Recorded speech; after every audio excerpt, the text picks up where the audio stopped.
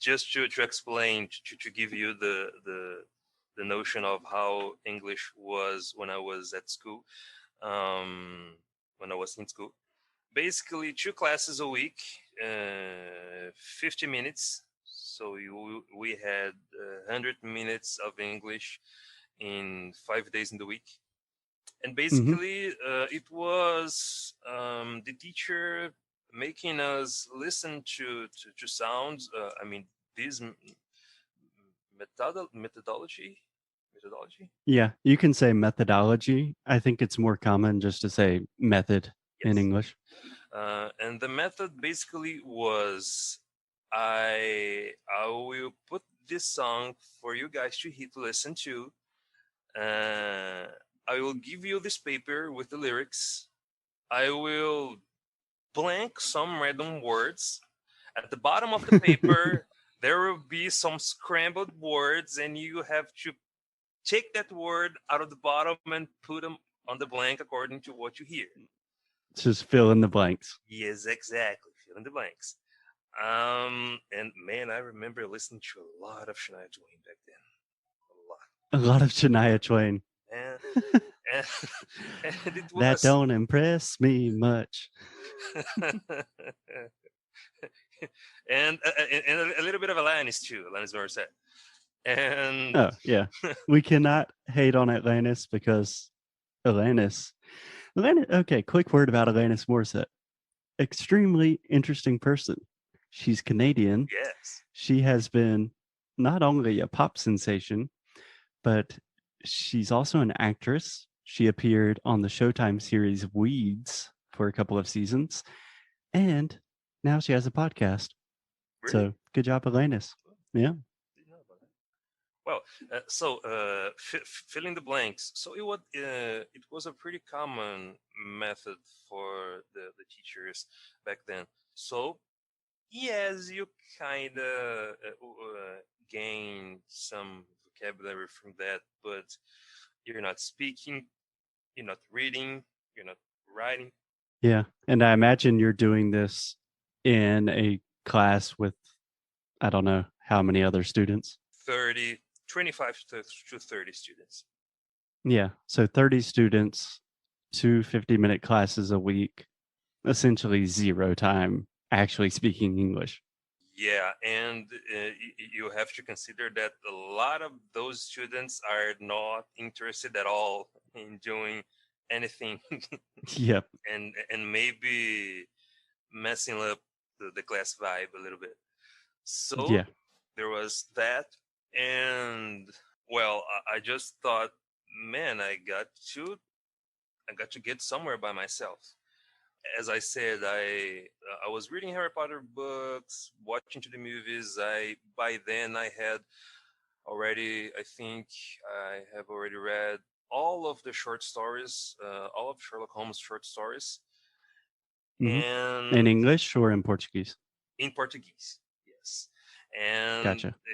and I was like in love with that London, England environment. Okay, uh, for Sherlock Holmes, it was the Victorian London in England, but same thing.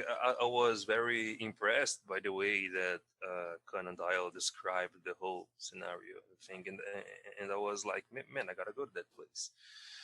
Uh, and I think it was when I started to realize that if I wanted to improve my English, I had to walk with my own feet.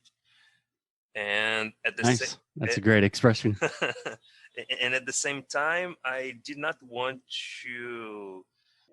Well, I don't say I did not want to, but I was very inclinated to avoid. Inclined. I was Very inclined. very inclined to not go to an English school because they were always very expensive here, and I've always listened to friends and colleagues saying, "Well, I'm doing English for like 3 years now," and I'm like, "Man, 3 years paying for an English course that was not very cheap. It was not cheap. My thoughts back then were, well, I I'd like to save that kind of expense for college if I can. Precisely. And And I think that's a really good, just a good tip recommendation in general, is you can ask people about their experiences with learning another language or learning anything. But if people are telling you like, yeah, I've been in school for like 4 years studying English, and it costs me, I don't know, 10,000 AIs a month, and my English still sucks. That's probably a good sign that that's not the best path to take.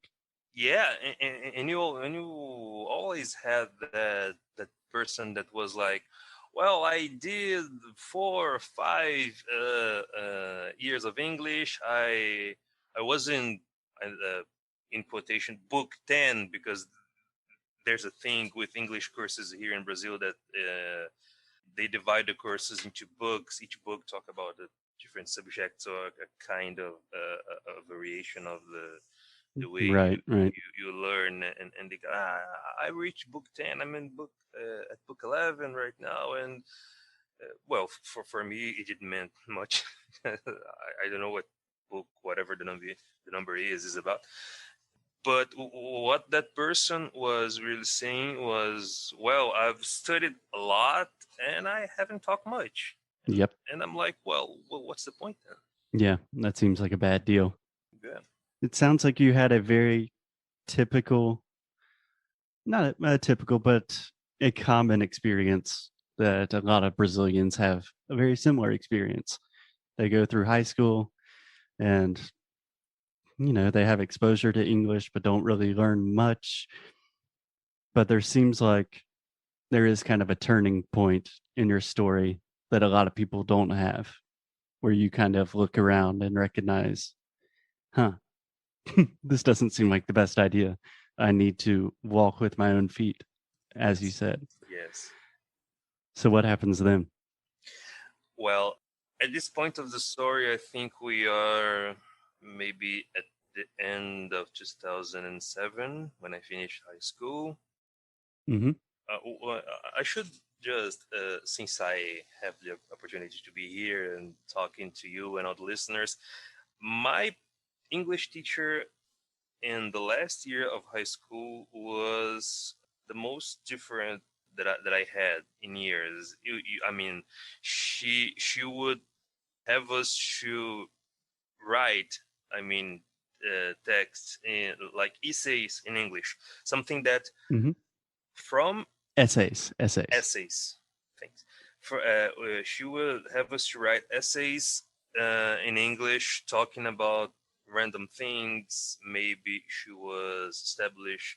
She would give us a subject, maybe not.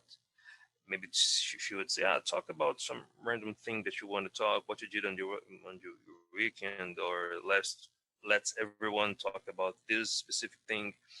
Something Mm-hmm. that I, in let's say 4 5 years studying English in school, I'd never done by then. Yeah, just the process of like, hey, here's the topic, write about it. Yes. She did not.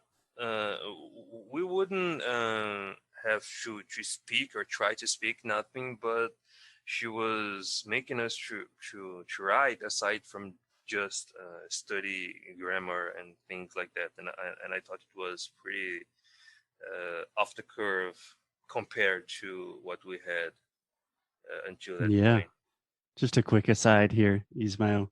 That's something that I recognize a lot with our students, is like the need or the wanting of structure. Like, hey, give me an activity and tell me what to do with it. When in reality, there's not like, it's not a lack of resources. Like when I'm talking to students and I just want them to train their pronunciation and their speaking, most of the time I don't have a topic. It's just like, hey, what'd you do this weekend? Tell me about it. And that's usually a great place to start. Yeah, you don't have to, I don't know, read this text about Mr. Warren and how he runs his company and what you think about it. I'm like, man, I don't know how to run companies. Exactly.